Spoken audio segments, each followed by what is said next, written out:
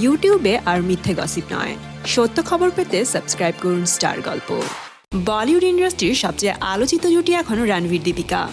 2018 সালের শেষের দিকে বিবাহ বন্ধনে আবদ্ধ হওয়ার পর থেকে যেন আরও বেশি মিডিয়া চর্চা বাড়ছে এই জুটিকে নিয়ে।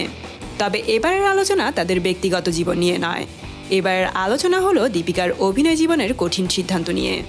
দীপিকা পাড়ুকোন তার স্বামী রণবীরের সঙ্গে ছবি করবেন না, আর যদি করেন তাতেও বেশ কঠিন শর্ত রয়েছে।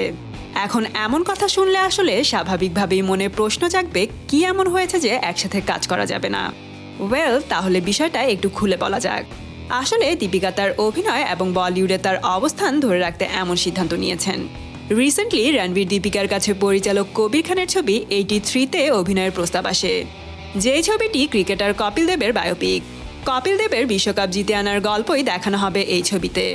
তো স্বাভাবিকভাবেই সেখানে মেল লিড রোলই বেশি প্রায়োরিটি পাবে। আর সেখানে কপিল দেবের চরিত্রে রণবীর সিং আর কপিলের স্ত্রী রুমির চরিত্রে দীপিকাকে অভিনয়ের প্রস্তাব দেওয়া হয়, যা কিনা কয়েক মুহূর্তের একটি চরিত্র।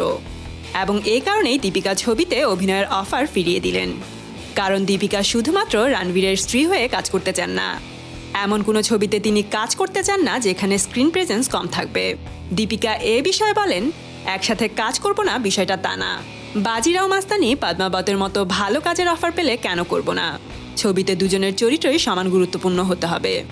এছাড়া স্বামী ছবিতে থাকবেন বলে তাকেও থাকতে হবে, এই ট্রেন্ডের ব্যাপারে দীপিকা বলেন, সেই দিন কি আর এখন আছে।